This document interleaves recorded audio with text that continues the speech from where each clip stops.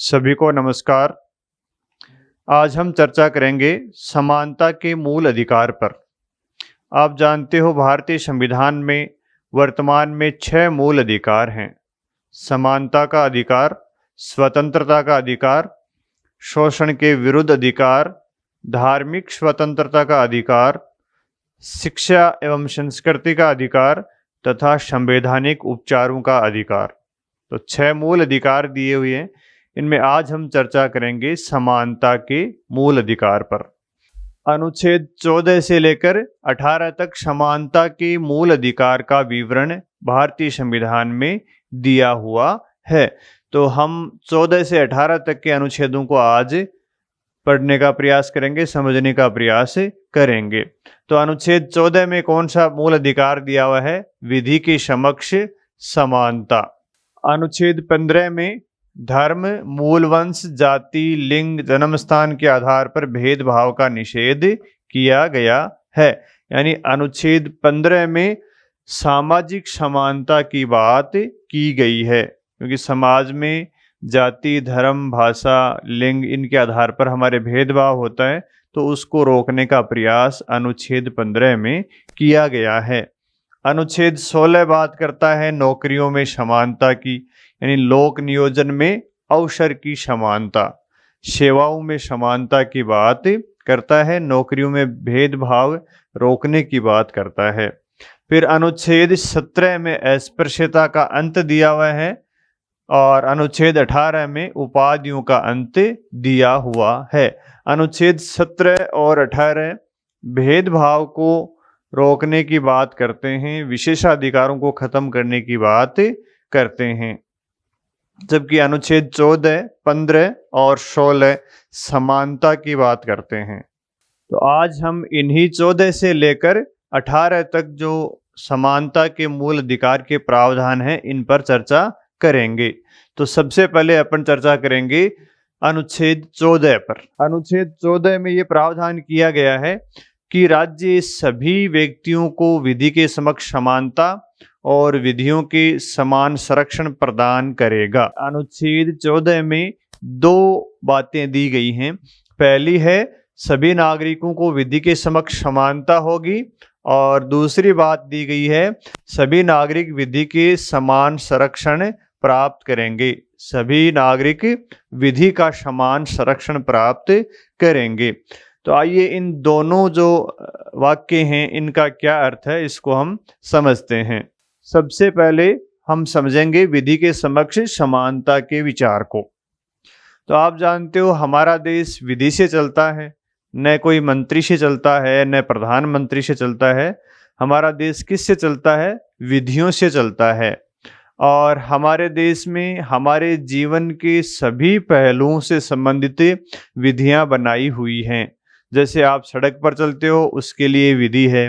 आप शिक्षा प्राप्त करते हो, उसके लिए विधि है। चिकित्सा के लिए अलग विधि है, चुनाव के लिए अलग विधि है, अखबार के लिए अलग विधि है, व्हाट्सएप फेसबुक के लिए अलग विधि है, टेक्नोलॉजी के लिए अलग विधि है, रेलवे के लिए अलग विधि बनी हुई है। यानी जीवन के पर्यावरण के लिए विधि बनी हुई है। आप कोई मारपीट करते हो, उसके लिए विधि बनी हुई है। तो कहने का अर्थ ये है कि हमारा देश विधियों से चलता है और जीवन के सभी क्षेत्रों से संबंधित हमारे देश में विधियां बनी हुई हैं। हमारे देश में लगभग 550-600 विधियां हैं जो जीवन के विभिन्न क्षेत्रों से संबंधित हैं। तो इसको समझते हैं अपन। तो हमारा देश किससे चलता है? विधि से चलता है। और विधि बनाने का काम किसका है? विधि संसद बनाती है या राज्य में विधानसभाएं बनाती हैं। विधानसभा या राज्य किसका निर्माण करते हैं? विधि का निर्माण करते हैं, कानून का निर्माण करते हैं। और विधियां कौन कौन सी होती हैं? जैसे चुनाव से संबंधित विधि मान लीजिए, पर्यावरण संरक्षण से विधि हो सकती है, या मोटर वाहन से संबंधित विधि हो सकती है, साइबर क्राइम से संबंधित विधि हो सकती है। कई प्रकार की विधियां हमारे देश में पाई जाती हैं। इंफॉर्मेशन टेक्नोलॉजी से संबंधित विधि हो सकती है, आईटी एक्ट जिसको बोलते हैं। तो हमारे देश में अनेक प्रकार की विधियों का निर्माण किया जाता है। और आप जानते हो हमारे देश में कई प्रकार के लोग रहते हैं। जैसे हमारे देश में उद्योगपति भी रहते हैं, हमारे देश में राजनेता भी हैं, अधिकारी भी हैं, सरकारी कर्मचारी भी हैं, महिलाएं भी रहती हैं, पुरुष रहते हैं, SC ST के लोग भी रहते हैं, दिव्यांग लोग भी रहते हैं, आम आदमी भी रहता है इसी देश में, रिक्शा वाला भी इसी देश में रहता है ना। कई प्रकार के लोग हमारे देश में रहते हैं। ये सारे लोग हमारे देश में रहते हैं। भिखारी भी रहते हैं, टीचर भी रहते हैं, डॉक्टर भी रहते हैं, किसान भी रहते हैं, मजदूर भी रहते हैं। तो सभी लोगों के लिए राज्य या संसद के द्वारा विधि का निर्माण किया जाता है। तो क्या अब ये बताइए, ये जो विधि होगी, या चुनाव से संबंधित कोई विधि है या पर्यावरण से संबंधित कोई विधि है, सभी लोगों के लिए एक ही विधि होगी या अलग अलग लोगों के लिए अलग अलग विधि होगी? जैसे मान लीजिए कोई विधि बनाई है, मोटर वाहन से संबंधित विधि है। एक विधि को अपन देख लेते हैं, मोटर वाहन से संबंधित विधि। यानी आप किसी का एक्सीडेंट कर देते हो या आपकी गाड़ी कहीं भीड़ जाती है तो उससे संबंधित कोई मोटर वाहन अधिनियम है। तो ये अधिनियम सबके लिए एक ही होगा या अलग अलग व्यक्तियों के लिए अलग अलग अधिनियम होगा? तो हमारे देश में मोटर वाहन अधिनियम बना हुआ है, वो इन सभी लोगों के लिए एक ही अधिनियम है। चाहे उद्योगपति हो, चाहे राजनेता हो, चाहे महिला हो, चाहे पुरुष हो, चाहे दिव्यांग हो, चाहे SC ST का कोई व्यक्ति हो, चाहे सामान्य वर्ग का कोई व्यक्ति हो, सभी लोगों के लिए एक ही विधि बनी हुई है। यानी सभी लोग क्या हैं? विधि के समक्ष समान हैं। तो इन लोगों के लिए विधि समान होगी या अलग अलग होगी? तो इन सभी लोगों के लिए अलग अलग विधि नहीं होगी, एक ही विधि होगी। अब मान लीजिए इन लोगों में से कोई विधि का उल्लंघन करता है तो ये विधि इनके साथ समान व्यवहार करेगी या अलग अलग पद के हिसाब से, महिला पुरुष के हिसाब से अलग अलग व्यवहार करेगी? तो ये विधि सभी लोगों के साथ एक समान व्यवहार करेगी और सभी लोगों के लिए एक समान ही विधि होगी। अलग अलग विधि अलग अलग लोगों के लिए नहीं बनेगी। मान लीजिए मोटर वाहन अधिनियम के अंतर्गत किसी व्यक्ति को टक्कर मारने पर 1 साल की सजा होती है, तो क्या वो सजा इन सभी लोगों को एक समान होगी? मान लीजिए कोई उद्योगपति गाड़ी से किसी को टक्कर मार दे या कोई किसान किसी गाड़ी से किसी व्यक्ति को टक्कर मार दे, तो दोनों को अलग अलग सजा होगी या एक समान सजा होगी? दोनों को समान ही सजा होगी, क्योंकि विधि सभी व्यक्तियों के साथ समान व्यवहार करती है। सभी व्यक्तियों के लिए समान विधि होती है, सभी व्यक्तियों के लिए एक ही प्रकार की विधि होती है। विधि इन लोगों में पद के आधार पर या प्रतिष्ठा के आधार पर भेदभाव नहीं करती है। सब लोग विधि के समक्ष क्या होंगे? समान होंगे। ये जो विधि है इन सभी लोगों को एक समान नजर से देखेगी, सब पर समान विधि ही लागू होती है। चाहे उद्योगपति हो, चाहे किसान हो, महिला हो, SC ST का व्यक्ति हो, सबके लिए एक ही विधि होगी, अलग अलग विधियां नहीं होंगी। तो इसको क्या बोला जाता है? विधि के समक्ष समानता का विचार बोला जाता है।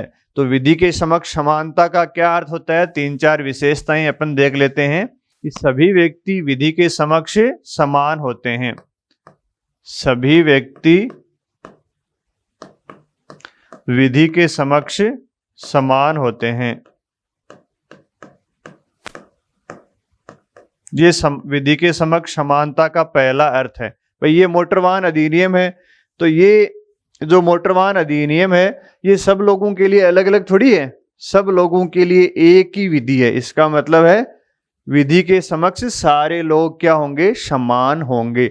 आपने न्याय की देवी को देखा होगा, आंखों पर पट्टी बंधी होती है, तो वो इसीलिए होती है कि वो सबको समान नजरों से देखती है। अगर आंखों की पट्टी खुली हुई होगी तो किसी को ज्यादा देखेगी, किसी को कम देख सकती है। तो वो प्रतीकात्मक चित्र इसीलिए लगाया गया है कि विधि के समक्ष सारे लोग क्या होंगे, समान होंगे। तो विधि के समक्ष समानता का पहला अर्थ क्या है, सभी व्यक्ति विधि के समक्ष समान होते हैं। विधि के समक्ष सभी व्यक्ति विधि के समक्ष समान होंगे, पहला अर्थ तो ये है। और दूसरा अर्थ क्या है विधि के समक्ष समानता का, सभी व्यक्तियों के साथ समान व्यवहार किया जाएगा। सभी व्यक्तियों के साथ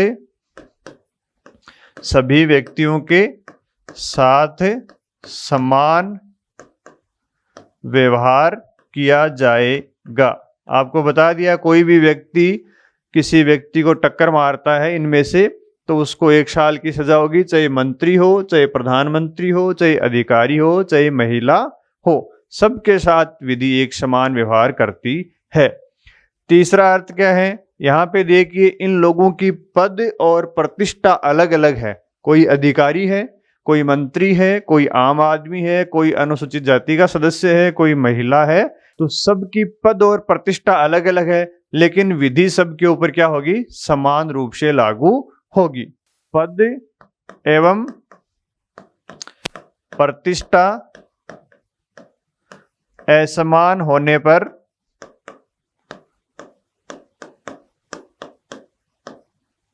भी सभी पर समान विधि लागू होगी। सभी पर समान विधि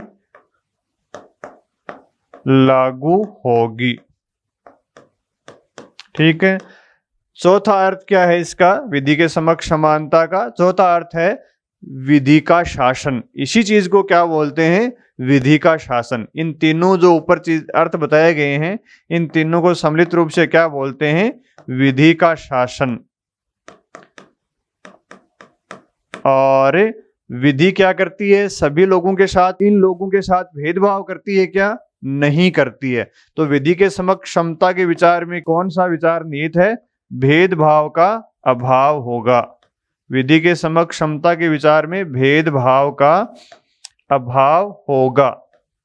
और छठवां अर्थ इसका क्या है, क्या इनको किसी को कोई विशेष अधिकार है क्या किसी को टक्कर मारने पर वाहन से छूट मिल जाती है क्या, नहीं मिलती। आपने देखा होगा सलमान खान भी जेल में गए हैं, आपने देखा होगा राहुल गांधी की सदस्यता भी छीनी गई है, लालू प्रसाद यादव की सदस्यता छीनी गई है, ओम प्रकाश चौटाला जेल में गए हैं, संजय दत्त जेल में गए हैं, बाबा राम रहीम जेल में गए हैं, बापू आशा राम भी जेल में गए हैं। ये सारे क्या हैं, बड़े बड़े लोग हैं, पद प्रतिष्ठा अलग है, किसी को भी विशेष अधिकार नहीं है। अगर किसी ने विधि का उल्लंघन किया है तो समान विधि सब पर लागू होगी।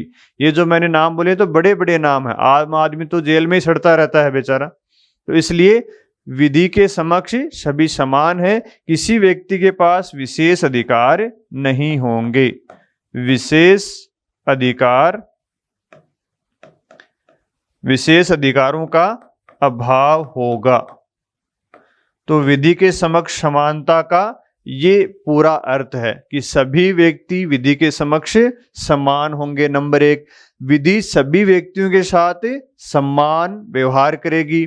सभी व्यक्तियों के पद प्रतिष्ठा अलग अलग क्यों नहीं हो, विधि सब पर समान लागू होगी। और इस विचार को क्या बोलते हैं, विधि का शासन भी बोला जाता है। और किस भेदभाव का अभाव होगा, यानी विधि भेदभाव नहीं करेगी और विशेषाधिकारों का भी अभाव होगा। इनमें से किसी भी व्यक्ति के पास विशेष अधिकार नहीं है। तो ये विधि के समक्ष समानता का पहला अर्थ है। ये जो विचार है, ये विचार ब्रिटेन से लिया गया है। विधि के समक्ष समानता का विचार कहाँ से लिया गया है, ब्रिटेन से लिया गया है। और ये विचार क्या है, नकारात्मक विचार है। विधि के समक्ष समानता का विचार कैसा है, नकारात्मक है। नकारात्मक क्यों है, क्योंकि इसमें राज्य लोगों को कोई विशेष सहायता नहीं देता है, राज्य के द्वारा लोगों के लिए कोई संरक्षण नहीं दिया जाता है। बस सब लोगों को क्या है, अपने हाल पर छोड़ दिया है कि आप सब विधि के समक्ष समान हो। राज्य के द्वारा इनके लिए कोई विशेष उपाय या विशेष सहायता नहीं दी जाती है।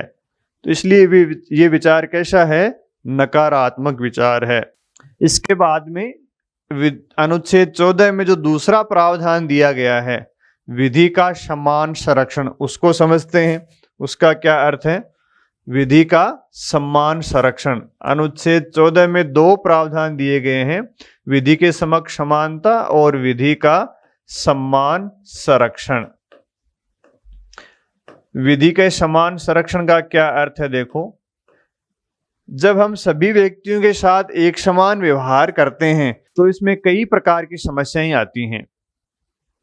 देखने में तो सभी व्यक्तियों के साथ एक समान व्यवहार करना प्रगतिशील विचार माना जाता है, प्रगतिशील दिखता भी है, अच्छा भी लगता है कि सब व्यक्तियों के साथ एक समान व्यवहार किया जाता है। लेकिन सब लोगों के साथ एक समान व्यवहार करने पर कई प्रकार की समस्याएं आती हैं। जैसे सभी व्यक्तियों के साथ एक समान व्यवहार करने पर क्या समस्या आती है? इन सभी व्यक्तियों से एक समान टैक्स की वसूली करने लग जाएं। वे कानून बना दें कि सब व्यक्तियों से एक साल में 50 लाख रुपए का टैक्स वसूला जाएगा। समान व्यवहार हो गया। तो क्या ये लोग जो किसान हैं, दिव्यांग हैं, महिलाएं हैं, गरीब हैं, वो 50 लाख रुपए का टैक्स भर देंगे क्या? क्योंकि उनकी आय पूरी 50 लाख नहीं है। भाई उद्योगपति तो भर देंगे, राजनेता भर देंगे, रिक्शा वाला कहाँ से भरेगा? इसलिए सबके साथ समान व्यवहार करने में समस्याएं आती हैं। दूसरा उदाहरण देखो, एक तो दिल्ली में व्यक्ति रह रहा है, एक झारखंड के जंगलों में व्यक्ति रह रहा है। क्या उन दोनों के साथ समान व्यवहार करना चाहिए? समान व्यवहार करने से कोई समस्या आती है क्या?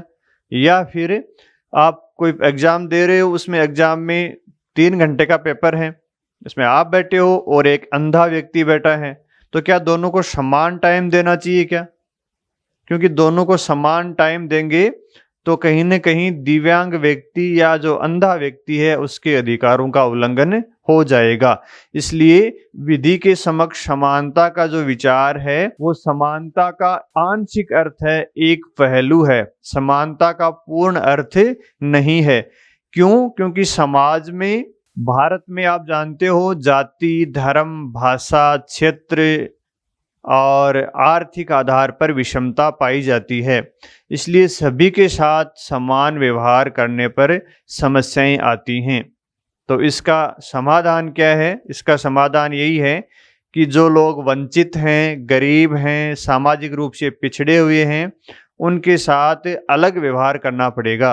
उनके साथ समान व्यवहार करने से अनेक प्रकार की समस्याएं आती हैं, पूर्ण समानता स्थापित नहीं होती है।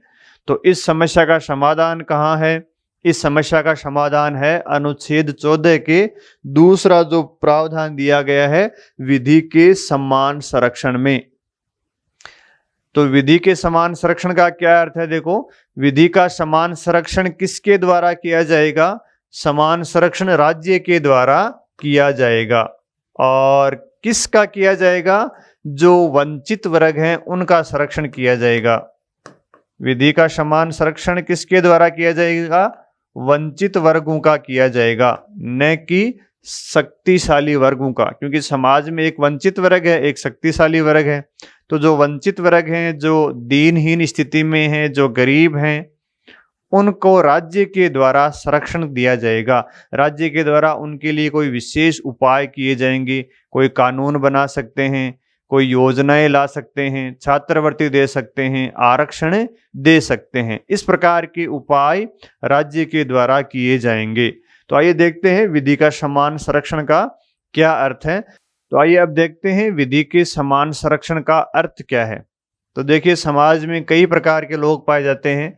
जैसे सामान्य वर्ग के लोग भी हैं, सामान्य वर्ग के लोग हैं, और SC ST वर्ग के लोग हैं, पुरुष हैं और महिलाएं हैं, सामान्य व्यक्ति हैं और दिव्यांग व्यक्ति है। कोई व्यक्ति दिल्ली में रहता है, कोई व्यक्ति झारखंड में रहता है, झारखंड के जंगलों में रहता है। समाज में इस तरीके के लोग पाए जाते हैं। तो क्या इनको विधि के समक्ष समानता की आवश्यकता है या विधि के समान संरक्षण की आवश्यकता है? भाई महिला और पुरुष एक वर्ग पाया जाता है समाज में, तो क्या दोनों के साथ समान व्यवहार करना चाहिए, अलग अलग व्यवहार करना चाहिए? एक सामान्य वर्ग के व्यक्ति हैं, एक SC ST दलित वर्ग के व्यक्ति हैं, तो इनको विधि के समक्ष समानता की आवश्यकता पड़ती है या विधि के समान संरक्षण की आवश्यकता पड़ती है? तो यहाँ पे जो ये वर्ग है इधर वाला, ये वर्ग क्या है? समाज में वंचित स्थिति का वर्ग है। समाज में जिनकी स्थिति निम्न है, वंचित हैं, समाज के दबे कुचले वर्ग हैं, तो इनके लिए अलग कानूनों की आवश्यकता पड़ती है। इनके लिए अलग कानून बनाने पड़ेंगे और इनके लिए सरकार ने अलग कानून बनाए भी हैं। जैसे देखो, SC ST के लिए कानून बनाया हुआ है, SC ST अत्याचार निवारण अधिनियम, अत्याचार निवारण अधिनियम, निवारण अधिनियम 1989। इसी प्रकार पुरुष और महिला देखें तो महिलाओं के लिए घरेलू हिंसा निवारण अधिनियम बनाया हुआ है, घरेलू हिंसा निवारण अधिनियम 2005 बनाया हुआ है। सामान्य वर्ग का व्यक्ति है, उसको क्या कभी जाति सूचक शब्द से अपन भेदभाव कर सकते हैं क्या, प्रताड़ित कर सकते हैं क्या? नहीं कर सकते। लेकिन SC ST व्यक्ति को जाति सूचक शब्दों से प्रताड़ित कर सकते हैं, इसलिए इनके लिए कानून बना हुआ है, जबकि सामान्य वर्ग के लिए कोई कानून नहीं बना हुआ है। दूसरा देखो, अगर किसी महिला के द्वारा पुरुष को पीटा जाता है तो क्या उसका कोई सजा होती है क्या उसको? क्योंकि इसके बारे में कोई कानून ही नहीं है। क्यों? क्योंकि पुरुष को हमेशा शक्तिशाली माना गया है, और पुरुष के द्वारा अगर महिला की पिटाई की जाती है या पति के द्वारा पत्नी की पिटाई की जाती है तो उसके लिए कानून बना हुआ है, घरेलू हिंसा अधिनियम। सीधा पुलिस आपको पकड़ के ले जाएगी। लेकिन आपकी पत्नी के द्वारा आपकी पिटाई की जाती है तो कोई कानून नहीं है। इसका मतलब ये हुआ कि इन वर्गों के लिए अलग कानून बने हुए हैं। इन वर्गों का राज्य के द्वारा कानूनों के माध्यम से संरक्षण किया हुआ है। इसी प्रकार जो SC ST के या OBC के जो लोग होते हैं उनकी परीक्षाओं में कट ऑफ कम जाती है, जनरल की कट ऑफ ज्यादा जाती है, तो इनके लिए भी अलग प्रावधान किए गए हैं। तो इस प्रकार विधि के समान संरक्षण का क्या अर्थ है कि इन वर्गों के लिए अलग कानून बनेंगे। क्यों बनेंगे? क्योंकि इन वर्गों की स्थिति समाज में क्या है? अलग है। ये वर्ग समाज में क्या है? वंचित वर्ग हैं, इनकी परिस्थितियां अलग हैं। भाई एक व्यक्ति दिल्ली में रह के पढ़ाई करता है, एक झारखंड के जंगलों में बैठा हुआ है, क्या दोनों का शैक्षिक स्तर समान है क्या? नहीं है। इसलिए झारखंड में जो आदिवासी है उसके लिए परीक्षाओं में कट ऑफ कम रखी जाती है, दिल्ली का जो व्यक्ति है जनरल का है उसको कट ऑफ में ज्यादा अंक लाने पड़ते हैं, क्योंकि ये अलग परिस्थितियों में रहते हैं। अलग परिस्थितियों में रहते हैं, इसके लिए इनके लिए अलग कानून बनाए हुए हैं ताकि इनको मुख्य धारा में, समाज की मुख्य धारा में शामिल किया जा सके, इनका वंचित वर्गों का उत्थान किया जा सके। और इनके लिए इस प्रकार अलग कानून बना के, अलग योजनाएं बना के, अलग छात्रवृत्ति दे के इनको ऊपर उठाने का कार्य राज्य के द्वारा किया जाता है। यानी राज्य के द्वारा इनके लिए कोई विशेष प्रावधान किए जाते हैं, विशेष सुविधाएं इनको दी जाती हैं, इनके लिए विशेष आयोग बनाए जाते हैं। जैसे महिला आयोग तो बना हुआ है, पुरुष आयोग थोड़ी है। बच्चों का आयोग बना हुआ है, बड़ों का आयोग नहीं है, क्योंकि महिलाएं क्या है? वंचित वर्ग, वंचित स्थिति में रहती हैं। इसलिए इनका उत्थान करने के लिए राज्य महिला आयोग या राष्ट्रीय महिला आयोग बना हुआ है। इसलिए अलग अलग लोगों के लिए अलग अलग कानून बने हुए हैं। क्यों बने हुए हैं? क्योंकि समाज में लोगों की स्थितियां अलग अलग हैं, समाज में लोगों की परिस्थितियां अलग हैं। दिल्ली में रहने वाले की परिस्थिति अलग है, झारखंड के जंगलों में रहने वाले व्यक्ति की परिस्थिति अलग है। समाज में पुरुषों की स्थिति अलग है, महिलाओं की स्थिति अलग है। तो ये अलग परिस्थिति होने के कारण इनके लिए कानून भी अलग बने हुए हैं। तो इस प्रकार यहाँ पे समानता स्थापित करने के लिए भेदभाव करना जरूरी है। तो समानता और भेदभाव एक दूसरे के पूरक होते हैं। यहाँ पे भेदभाव क्यों किया गया है? वंचित वर्ग का उत्थान करने के लिए, न कि शक्तिशाली वर्ग का दमन करने के लिए। तो इसलिए सबके साथ समान व्यवहार करना चाहिए या अलग अलग व्यवहार करना चाहिए? सबके साथ समान व्यवहार करना समानता का एक पहलू है, और सबके साथ अलग अलग व्यवहार करना यानी अलग अलग व्यक्ति के साथ अलग अलग व्यवहार करना समानता का दूसरा पहलू है, जिसको क्या बोलते हैं? विधि का समान संरक्षण। तो अब आइए देखते हैं विधि के समान संरक्षण का क्या अर्थ है। तो विधि के समान संरक्षण का अर्थ है अलग अलग लोगों के लिए अलग अलग कानून का निर्माण होगा, सबके साथ समान व्यवहार नहीं होगा। यानी समान लोगों के साथ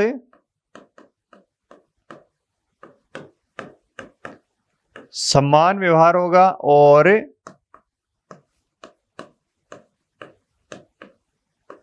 असमान लोगों के साथ असमान व्यवहार होगा। समान लोगों के साथ समान व्यवहार, असमान लोगों के साथ असमान व्यवहार होगा। पहला अर्थ तो इसका ये है। और दूसरा है परिस्थिति के अनुसार व्यवहार करना, न कि सभी के साथ समान व्यवहार करना। परिस्थिति के अनुसार व्यवहार करना, परिस्थिति के अनुसार व्यवहार करना। और तीसरा अर्थ ले सकते हैं अलग अलग लोगों के लिए अलग अलग विधि का निर्माण करना। अलग अलग लोगों के लिए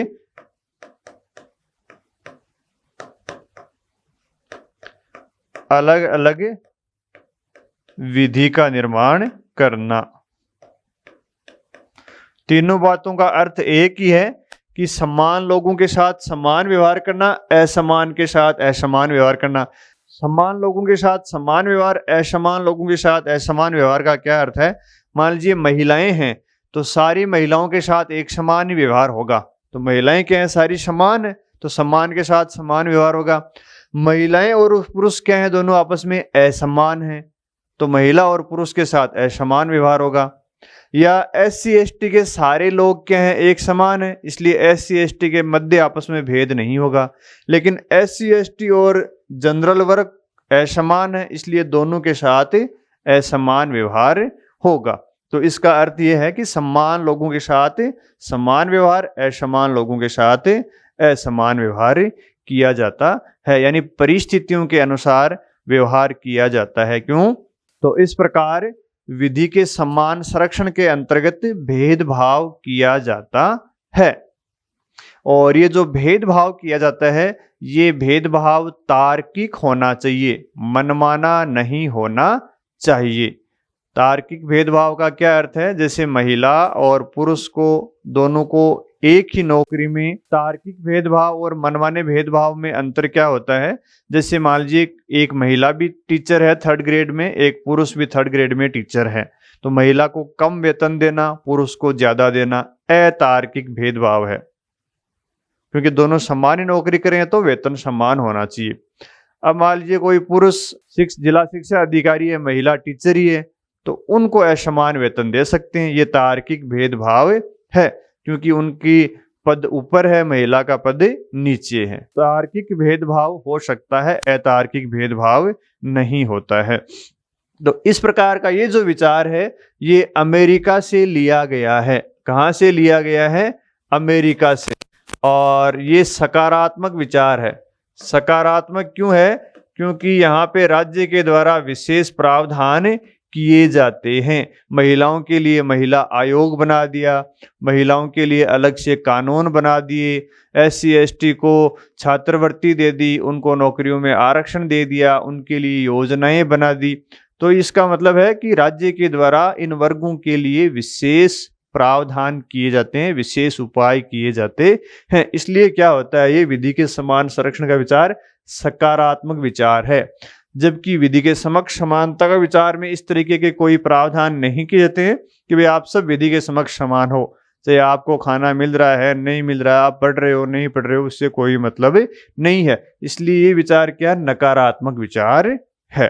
विधि के समक्ष समानता के विचार के कई अपवाद भी हैं। जैसे देखो, भारत में राष्ट्रपति और राज्यपाल, राष्ट्रपति और राज्यपाल इन दोनों को विशेष अधिकार दिए गए हैं। इन पर विधि के समक्ष समानता का विचार लागू नहीं होता। इनके पास क्या है, विशेषाधिकार हैं। राज्यपाल और राष्ट्रपति को अपने पद पे रहते हुए अपने पद के कार्यों के लिए ये लोग न्यायालय के प्रति उत्तरदायी नहीं होते। न पद पे रहते हुए इनकी कोई गिरफ्तारी के ऑर्डर आ सकते, मुकदमा चल सकता है। ठीक है। हाँ, ये कोई सिविल अपराध करते हैं, जैसे विवाह, तलाक, इस प्रकार के कोई अपराध में शामिल होते हैं संपत्ति के बंटवारे में, तो 2 महीने पूर्व इनको नोटिस देकर इनके विरुद्ध कार्यवाही की जा सकती है। लेकिन ज्यादातर मामलों में इनके पास विशेष अधिकार हैं। तो ये समानता के मूल अधिकार के अपवाद हैं। तो पहला तो ये है। दूसरा, सांसद और विधायकों को भी विशेष अधिकार दिए हुए हैं अनुच्छेद 105 में और 194 में। यहाँ पर सांसदों को और विधायकों को विशेष अधिकार दिए गए हैं। इनको संसद की किसी समिति में और संसद में किसी कार्यवाही के लिए न्यायालय के प्रति उत्तरदायी नहीं ठहराया जा सकता। सांसदों को अनुच्छेद 105 में और विधायकों को अनुच्छेद 194 में विशेष अधिकार दिए हुए हैं। तो इन दोनों को तो संविधान में विशेष अधिकार दिए हुए हैं। राष्ट्रपति राज्यपाल को अनुच्छेद 361 के तहत विशेषाधिकार मिले हुए हैं। और तीसरे प्रकार के विशेष अधिकार हैं जो राजदूत होते हैं, जो राजनयिक होते हैं, उनको भी विशेष अधिकार दिए हुए होते हैं। ये अंतर्राष्ट्रीय संधियों के तहत दिए हुए हैं, क्योंकि राजदूत और राजनयिक विदेशी लोग होते हैं। जिस देश में जाते हैं वहाँ की संस्कृति, भाषा को नहीं समझने के कारण कई बार उनसे अपराध हो जाते हैं। इसलिए इनको भी छूट दी गई है विधि के समक्ष समानता से। तो ये तीनों प्रकार की छूट, ये 2 तो संविधान में शामिल है और ये व्यवहारिक तौर पर दी गई है। तो ये विधि के समक्ष समानता के अपवाद हैं। इसके बाद में अब देखेंगे अनुच्छेद 15। अनुच्छेद 15 में सामाजिक समानता स्थापित करने के प्रावधान किए गए हैं। अनुच्छेद 14 में विधि के समक्ष समानता की बात की गई है। अनुच्छेद 15 सामाजिक समानता की बात करता है। आइए देखते हैं अनुच्छेद 15 में क्या प्रावधान किए गए हैं।